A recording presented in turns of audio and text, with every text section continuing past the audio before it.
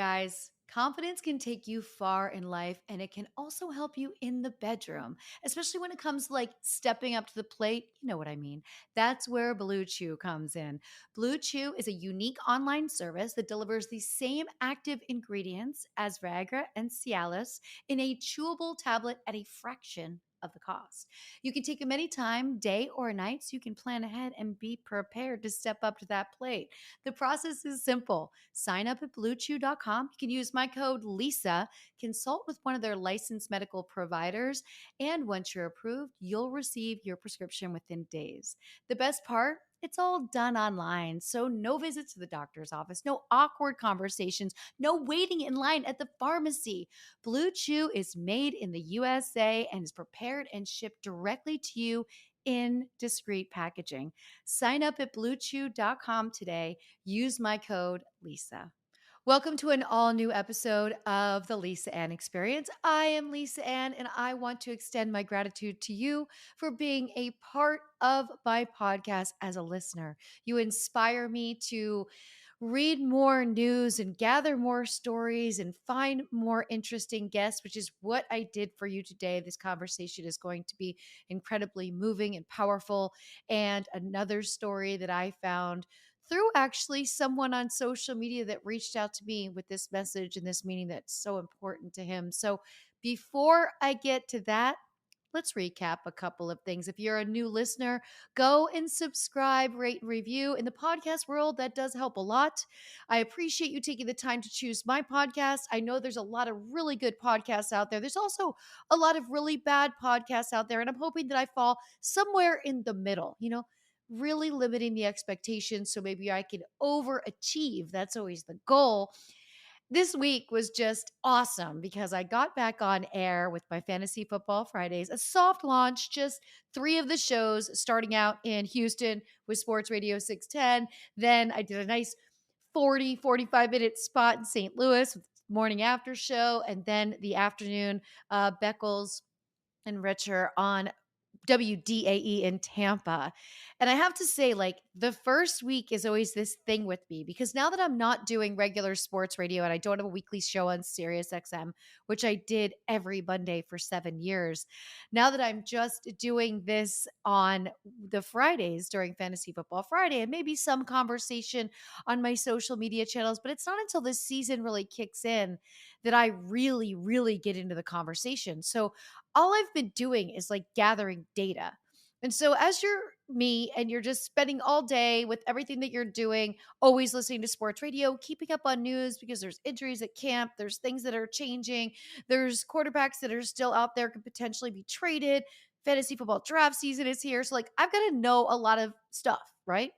But it's not until I actually get to use my words on air that I realize I'm good. Like there's this panic of like, do I know what I'm talking about? And then I get on air and it just flows. And I'm like, okay, yeah, gathered the data. Now I just get to spew out this information and it's a confidence builder, right? Anytime we study for something and then we actually take that step to use what we've studied and it's a great exchange. You're like, okay, great. So week one under my belt, and now I'm like super stoked. I have my device that allows me to connect so clearly, and I love using it because whenever I've had to call into shows remotely, like if I'm on the road somewhere and I have to use the cell phone, there's never a great connection.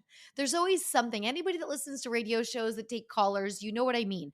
There's always like some background noise or maybe there's an echo. And so this device just makes me really feel like I'm right there.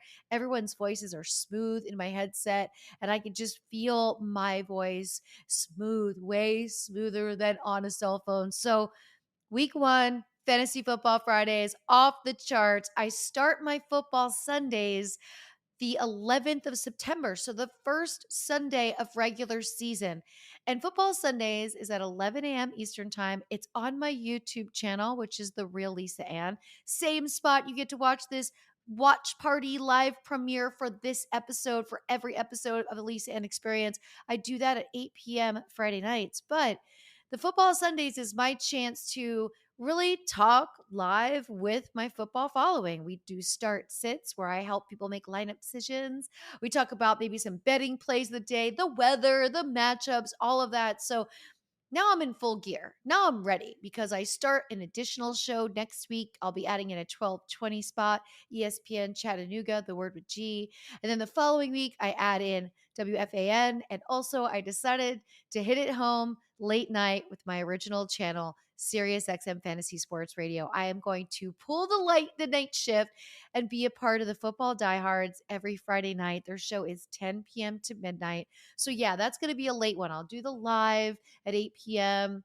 for my podcast right here. And then I will kind of maybe take a little bit of a break, but my last show will be with my home because that's where I started. And those are the people that gave me the confidence that I could do this and the tools that I needed to really succeed. So, Bob Harris, a future guest right here on the Lisa Ann Experience, telling a wild story about being in fantasy football way before any of us knew it was a thing and the difficulty of being the statistician because there was no email. There was no fax machine. This is a great story you're going to enjoy, but that's for a future episode. I got myself a little bit ahead so that once the season started, I would have some interviews in the can and be able to really relax. And today's story comes from, well, let me go back a second and discuss one more thing that I did this week. So, Durex Turkey, if you remember, I shot that amazing music video with Rocco in 2020 promoting condom use. Now, this is something very different in different cultures where sexual education, of course, is not available. It's actually not legal to speak to somebody about sex outside of the home. But yet, this generation has access to the internet and what they're seeing and not being able to learn about. We're not giving them the tools. And I'm so honored to be a part of this ongoing project with Durex to be able to voice my opinion and express the questions that are asked from people in different cultures who are now watching adult content but don't understand maybe why there's not condoms being used, maybe how to be comfortable, all of these different things. So this week I got to be a part of another part of the project. So it's a continue, because that sex education is not only not available in their country at all, but it's also very limited here in the United States. And so we have 22 states here in the United States doing sex education, but is it great sex education? Are we really talking about the important factors here? Are we discussing consent? Are we discussing practicing safe sex? Are we discussing all of these different things? And I really want to bring it back down to knowledge is power, right? So, for you, if you have children, if you have a niece, if you have a nephew, if you have friends, like you have to wonder where they're getting their information. And if they're getting their information from the internet, especially if they're getting it strictly from adult content, they may be being a bit misled into what is an actual intimate situation. So, to be a part of this ties into the conversation I'm going to have with you today because we always need to be educating everyone. We need to look at the younger generation as they've been exposed to so much more than we have by their age, not just the internet, but shootings at schools and drug overdoses and suicide and things that just were not really even part of the conversation when I was 10 years old. And these are normal things now at 10 years old. And as a matter of fact, a very good friend of mine reached out to me a couple of months ago. His 8-year-old grandson was sitting on the couch next to his mom watching porn on his iPad. And he sent me a message. He's like, hey, I don't know if we handled this properly. I told them don't be mad at him. He's just curious. And what's your advice? Did I handle that properly? And like it was jarring for me. Because first of all, don't be mad, he's just curious falls into the grooming department. You are a man grooming a young man to think something is acceptable that he is not strong enough to process yet.